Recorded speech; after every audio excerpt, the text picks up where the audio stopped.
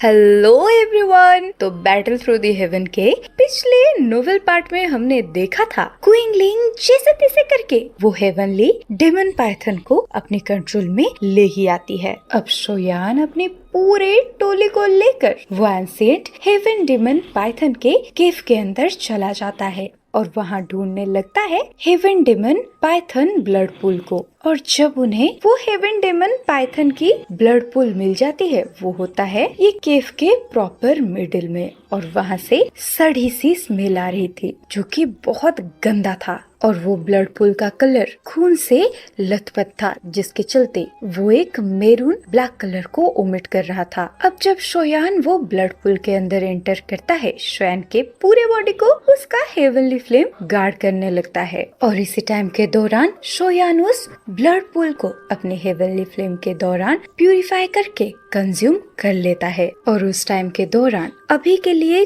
क्विंगलिंग के पावर्स के द्वारा पोजेस हुई वो एंशिएंट हेवन डेमन पाइथन जैसे पहले वो केव को गार्ड कर रही थी, अब वैसे ही गार्ड करने लगती है, जिसके चलते अगर कोई भी एक्सपर्ट उस रास्ते को देखकर जाता है, वो इस बड़े से 1000 फुट के पाइथन को देखकर वहाँ पर आने का नहीं सोचता। अब जब शोयान सारे ब्लड पूल के ब्लड को अपने बॉडी के अंदर प्यूरिफाई कर देता है, वो बाहर आकर अपने दोस्तों को जल्दी से एंशिएंट वेस्टर्न रूइन के डीपेस्ट एरिया पर जाने के लिए बोल देता है। अब सब वो जब शोयान को फॉलो करने लगते हैं और एंशिएंट वेस्टर्न स्टेज पर पहुंच जाते हैं, शोयान उस स्टेज के मिडिल पर गू क्लैन के मेंबर्स को सेंस करता है। और जब वो गू क्लैन के बंदों को एंशिएंट वेस्टर्न स्टेज पर ढूंढ रहा था, अचानक से कोई एक लड़की की गुस्से भरी आवाज शोयान को कहती है, तुम्हारी जैसे कचरे का यहाँ पर कोई जगह नहीं है। अब यहीं से ही स्टार्टिंग होती है बैटल थ्रू द हेवन के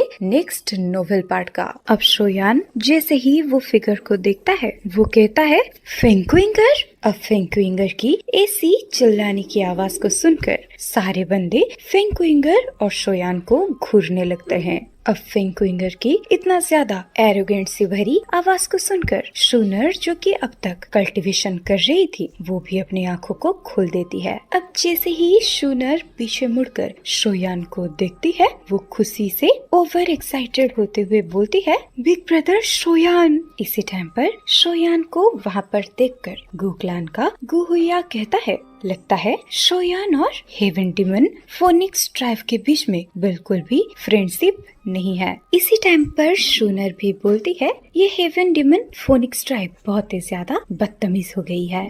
ये सुनकर गुहुआ कहता है, शूनर तुम बिल्कुल भी चिंता मत करो, शोयान अकेले ये सारे मैटर को रिजॉल्व कर लेगा, क्योंकि वो अपने सोल पावर से सेंस कर पा रहे थे शोयान का अभी का ऑरा डाउजुन के 9 स्टार पर पहुंच चुका है। अब फेंक्विंगर की बात को सुनकर शोयान जब देखता है उसी के तरफ ही सारे बंदे घुस रहे हैं, वो बिल्कुल भी कुछ नहीं कहता। वो चुपचाप पीछे मुड़कर अपने ग्रुप को कहता है, ये लड़की बस चिल्लाती रहती है, और तुमने तो सुना ही होगा, गरजने वाले लोग बिल्कुल भी कुछ नहीं कर पाते। तो चलो अब हम आगे बढ़ते हैं। और शोयान इधर फेंक्विंगर को रत्ती भर का भी भाव नहीं देता। अब ये चीज को जैसे ही फेंक्विंगर नोटिस करती है, वो बहुत ही ज्यादा गुस्से में आ जाती है, जिसके चलते वो अपने हाथों को वेव करते हुए एक कलरफुल एनर्जी पिलर को लाइटनिंग स्पीड से शोयान की तरफ थ्रो कर देती है। अब फेंक्विंगर की हमले को नोटिस करके शोयान के बढ़ते हुए कदम वहीं पर ही थम जाते हैं।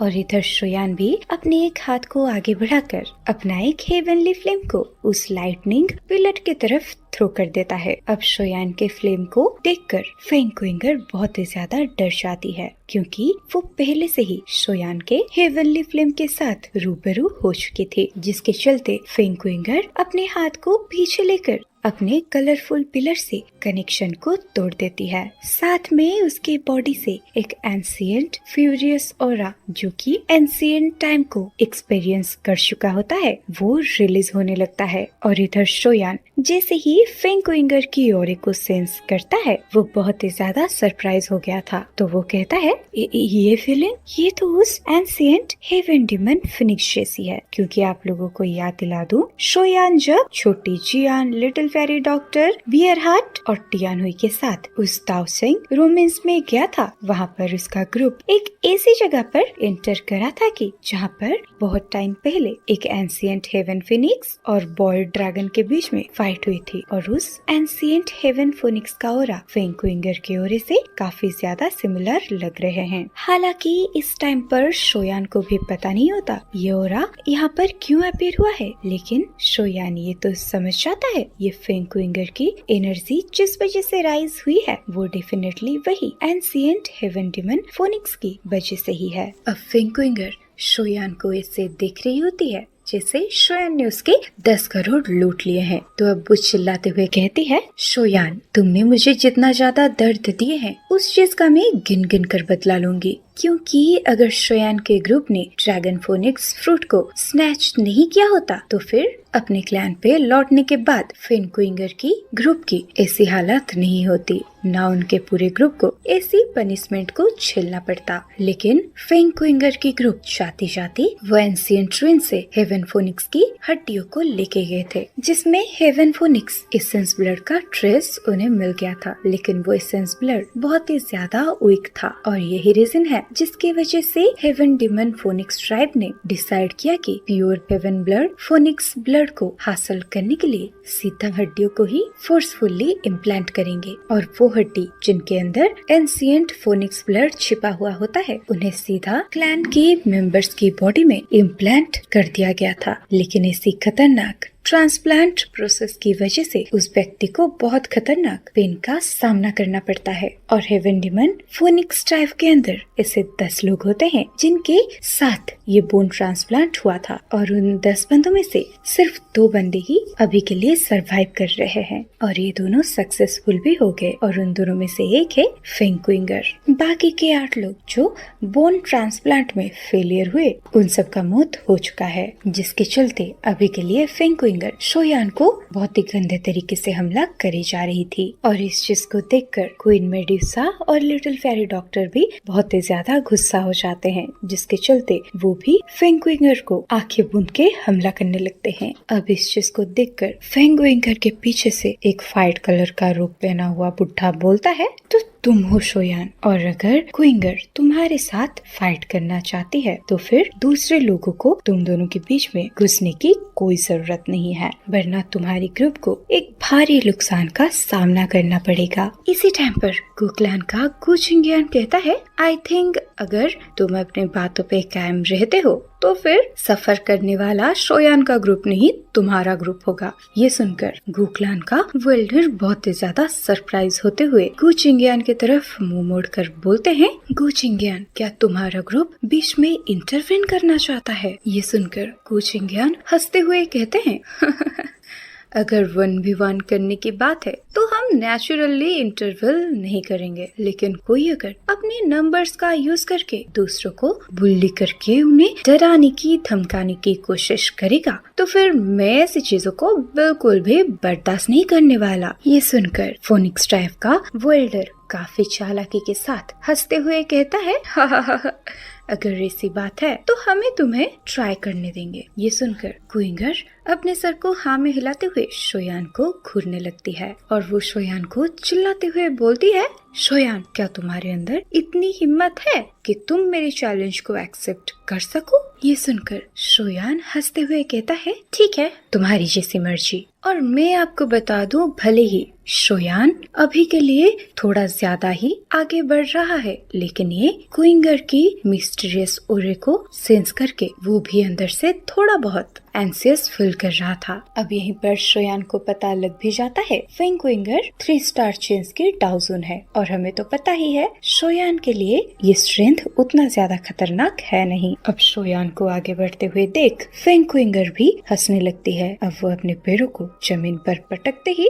चारों तरफ पतला पतला सिल्की क्लॉथ फैल जाते हैं। अब वो सारे सिल्क के कपड़े इंस्टेंट ही शोयान के 100 फीट के रेडियस को कवर कर लेता है। अब इस टेक्निक को देखकर शोयान एक मायूस भरी आवाज से कहता है, तुम अभी भी वही पुरानी टेक्निक को इस्तेमाल कर रहे हो, लेकिन उसके बावजूद तुम्हें अपनी इतनी पुरानी स्किल के ऊपर कंट्रोल ही नहीं है। ये बोलते ही शोयान अपने बॉडी से एक पावरफुल ओरे को रिलीज करने लगता है, जिसके वजह से जैसे ही क्विंगर की वो सल कपड़े शोयान के 5 मीटर के दायरे के अंदर आते हैं, वो जल बुन के राख हो जाते हैं। अब शोयान आसमानों में काफी नॉर्मल तरीके से चल रहा था और इस चीज को देखकर फेंग क्विंगर क्या उसका पूरा ग्रुप एकदम गुस्से में आ जाता है, क्योंकि उन्हें पता चल जाता है क्विंगर की स्ट्रेंथ शोयान से ज्यादा होने के बावजूद भी क्विंगर शोयान का बाल तक बांका नहीं कर पा रहा और साथ ही साथ शोयान के सामने फेंग क्विंगर जैसे एक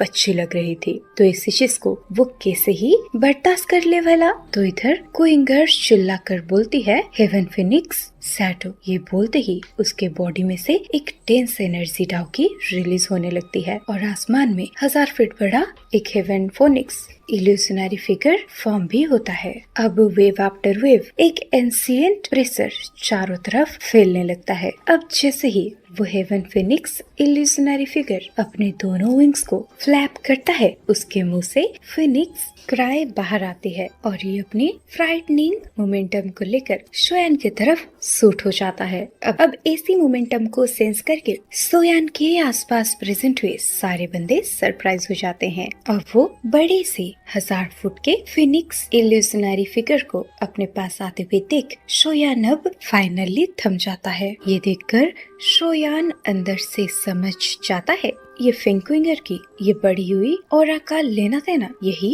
हेवन फोनिक्स के साथ जुड़ा हुआ है। अब अपने फोनिक्स बर्ड को शोयान की तरफ इतना स्पीडली रूथलेस तरीके से जाते हुए देख क्विंगर बोलती है, शोयान अब तुम मर।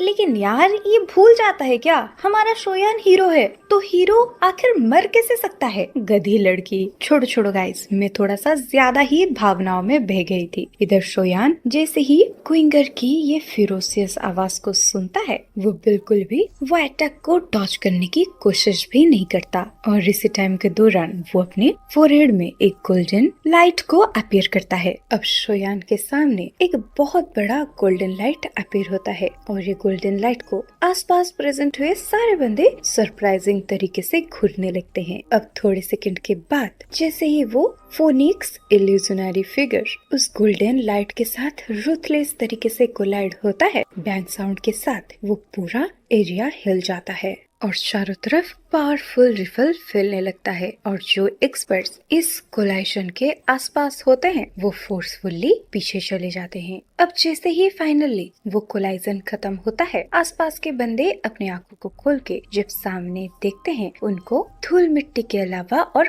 कुछ भी नहीं दिखता, लेकिन थोड़ा थोड़ा उस फोनिक्स बर्ड का इल्यूशनरी फिगर दिख रहा था। तो ये देखकर कुछ बंदे एक दूसरे के साथ बात करते हैं, उस घमंडी लड़के के साथ सही हुआ, क्योंकि वो लड़का जैसे घमंड करके एक भी 1000 के वॉरियर के साथ टकराने के लिए गया था, वो मर गया। उसको सच में ही अपनी जान की परवाह नहीं थी। तो इसी फालतू की चीजों को सुनकर क्विंगर बहुत ही ज्यादा खुश होते हुए बोलती है, यहाँ पे डस्ट फैली हुई है, तो शायद शोयान मर गया। अब वो क्विंगर अंदर से बहुत ही ज्यादा रिलीफ फील करने लगती है, लेकिन इसी टाइम पर क्विंगर फील करती है वो जो डस्ट में भरा हुआ ग्राउंड था, उसके अंदर से फ्राइटनिंग स्पीड से एक गोल्डन फिगर बाहर आता है और ये गोल्डन फिगर एक ही सेकंड में एक छोटे से फिगर में ट्रांसफर हो जाता है। अब फाइनली सबके आंखों के सामने वो छोटा सा फिगर एक घोस्ट की तरह क्विंगर के सामने अपीयर हो जाता है। अब इधर क्विंगर जैसे ही शोयान को इतना स्पीडली खुद के ऊपर हमला करते हुए देखती है, वो बहुत ही ज्यादा डर जाती है और उसका कुछ भी मूवमेंट लेने से पहले एक पाम अटैक उसके ऊपर थ्रो हो जाता है। अब सब देखते हैं जैसे ही शोयान का वो स्लैब क्विंगर के मुंह में टच होता है, क्विंगर खिसकते हुए फोर्सफुली जमीन पर धंसती जा रही है। अब जैसे तैसे करके क्विंगर खुद को संभालती है। इसी टाइम पर हमें दिखाया जाता है क्विंगर के मुंह से गंदे तरीके से खून बह रहे थे और उसके स्किन के लेफ्ट साइड में एक तमाशे का स्टैम्प भी लग गया था। इसी टाइम पर शोयान चिल्लाते हुए कुइंगर को बोलता है, भले ही तुम्हारा स्ट्रेंथ मुझसे बहुत ही ज्यादा हाई हो, लेकिन अल्टीमेटली ये स्ट्रेंथ तुम्हें बिलोंग नहीं करता, तो ये फालतू के मेथड्स तुम्हारे काम में नहीं आने वाले। और गाइस, मैं आप सबको बता दूं, एक इंसान एक टेक्निक को तब अच्छे तरीके से रिलीज कर सकती है जब वो स्किल उसने मेहनत के द्वारा हासिल किया हो। नहीं तो किसी एक पावरफुल बंदे के इनहेरिटेंस मिलने के बावजूद भी भले ही तुम्हारा स्ट्रेंथ राइज हो जाए, लेकिन तुम पावरफुल नहीं बन सकते। और हमारा शोयान ऐसा है, उसको चाहे जैसी भी पावरफुल इनहेरिटेंस मिले, वो हमेशा अपने ओरे को सरप्रेस करने की कोशिश करता है। और उधर सामने फेंग कुइंगर, जैसे ही उसको एक इनहेरिटेंस मिला, वो इंस्टेंट ही बस अपने ओरे को राइज करने में लग गई, जिसके चलते शोयान के सामने फेंग कुइंगर की कोई भी मुकाबला नहीं है। अब शोयान के मुंह से ऐसी बातों को सुनने के बाद हेवन डीमन फिनिक्स ट्राइब के सारे मेंबर्स सरप्राइज हो जाते हैं और बहुत ही ज्यादा गुस्से में भी आ जाते हैं। अब वो सब इंस्टेंट ही मिलकर शोयान के ऊपर हमला करने के लिए तैयार हो जाते हैं। लेकिन इससे पहले ये सब लोग अकेला शोयान के ऊपर हमला कर पाते, वो जो एल्डर थे सबको रोक देते हैं और कहते हैं, तुम सब लोग रुक जाओ। फेंग कुइंगर उस लड़के से काफी ज्यादा वीक है और वो शोयान की तरफ देखते हुए कहते हैं, लड़का तुम बहुत स्ट्रॉन्ग हो। ये सुनने के बाद शोयान कुछ भी फालतू के बकवास नहीं करता, वो सीधे के सीधे पीछे मुड़कर मेड्यूसा के पास चला जाता है और फिर अपने पूरे ग्रुप को लेकर कुक्लान के ग्रुप के पास ले जाता है। इसी टाइम पर शोयान की ऐसी एरोगेंसी बर्ताव को देखकर वो जो एल्डर थे वो अपने हाथ में एक जेड टुकन को अपेयर करके तोड़ देते हैं। और ऐसा इसने क्यों किया वो तो हमें बाद में पता चलेगा। और इधर गुहुआ शोयान की टोली को देखकर एक स्माइल करता है और कहता है, हा शोयान तुम काफी ज्यादा रूथलेस हो, ऐसे कोई लड़की को पिटाई करते हुए मैं तुम्हें पहली बार देख रहा हूँ। अब ये सुनकर शोयान सिर्फ मुस्कुरा देता है और कुछ भी नहीं कहता। अब वो सीधे के सीधे शूनर की तरफ जाने लगता है और इसी टाइम पर शूनर शोयान को देखते हुए हंस के बोलती है, ब्रदर शोयान, इस बारी आपको आने में काफी देर हो गई और ये शायद तुम्हारे पीछे जो प्रेजेंट है वो बिग सिस्टर काइलिन है, राइट? अब शूनर पीछे मुड़ते हुए मेड्यूसा को बोलती है, ब्रदर शोयान ने आपके बारे में बहुत बारी बोली है। ये सुनकर मेड्यूसा बहुत ही ज्यादा सरप्राइज हो जाती है, क्योंकि जब मेड्यूसा जियामा एम्पायर पर थी उसको ब्रदर शाउडिंग ने शोयान और शूनर के रिलेशनशिप के बारे में बहुत सारी चीजें बताई थी, क्योंकि शोयान और शूनर बचपन से ही साथ थे। और अगर मेड्यूसा और शोयान के बीच में वो सारे इंसिडेंट नहीं हुआ होता तो फिर शोयान का वाइफ मेड्यूसा नहीं सिर्फ शूनर होती। लेकिन उसके बावजूद भी शूनर इतने प्यार से और इतना क्यूटली मेड्यूसा के साथ बात कर रही थी, तो मेड्यूसा भी अपने साइड से शूनर को देखकर एक अच्छे से स्माइल सरपास करती है। अब अपनी करंट वाइफ और इन फ्यूचर वाइफ को एक दूसरे के साथ इतना प्यार से बात करते हुए देख शोयान को भी बहुत एम्बैरेस फील होता है और उसका कुछ भी काम नहीं होता करने के लिए, तो वो एल्डर चिंगचैंग के साथ जाकर बैठ जाता है। अब मेड्यूसा के साथ बात करने के बाद शूनर सबके साथ काफी पोलाइटली बिहेव करती है, लेकिन उसकी जब नजरें लड़ती है नालायन रन से, वहाँ उसके नजरें नैना लड़े के लड़े रह गए ये वाला जो इन दोनों का आंखों में इशारा था वो बिल्कुल भी प्यार या फ्रेंडशिप वाला नहीं था, क्योंकि शूनर को तो अच्छे से पता था नालायन रन ने शोयान के साथ क्या क्या की है। इनफैक्ट उसके सामने ही तो सब हुआ था।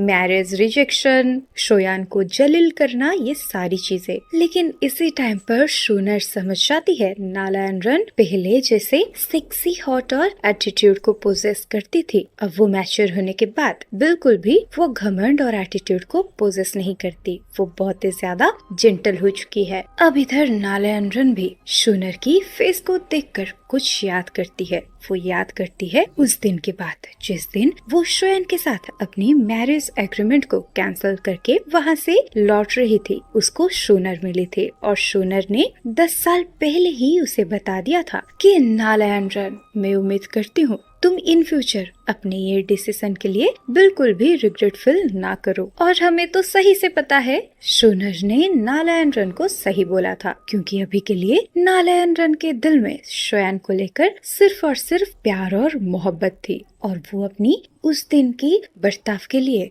अंदर से बहुत ही ज्यादा गिल्टी भी थी। लेकिन अभी के लिए नालायन के पास कोई भी चारा नहीं है। अब सबके साथ मिलने के बाद शूनर सीधे के सीधे प्रेजेंट हो जाती है शोयान के पास और उसे जाकर बोलती है, ब्रदर शोयान, तो क्या आप भी ये वेस्टलैंड रीजन पर उस बुद्धिसत्व एंशिएंट ट्री के वजह से ही आए हो? अब शूनर की ये बात को सुनकर शोयान अपने सर को हाँ में हिलाता है। ये सुनकर शूनर शोयान को एंशिएंट रीजन स्टेज के नॉर्थ डायरेक्शन की तरफ पॉइंट करने लगती है और कहती है, अगर हम एंशिएंट वेस्टर्न रीजन के डीप पार्ट में एंटर करना चाहते हैं तो हमें नॉर्थ की तरफ ही आगे बढ़ना होगा, क्योंकि एंशिएंट बुद्धिसत्व ट्री उस डायरेक्शन में अपीयर होने वाला है। लेकिन बुद्धिसत्व ट्री तक पहुंचने के लिए हमें बहुत ज्यादा मुश्किलों का सामना करना पड़ेगा, क्योंकि वहाँ पे 50 किलोमीटर की दूरी पे एक फिरोसियस बीस्ट की आर्मी हमारा रास्ता रोकने के लिए ऑलरेडी तैयार बैठा है। तो अगर हम बुद्धिसत्व ट्री के पास जाना चाहते हैं तो हमें पहले ये फिरोसियस बीस्ट का सामना करना पड़ेगा। और पिछले कुछ दिनों में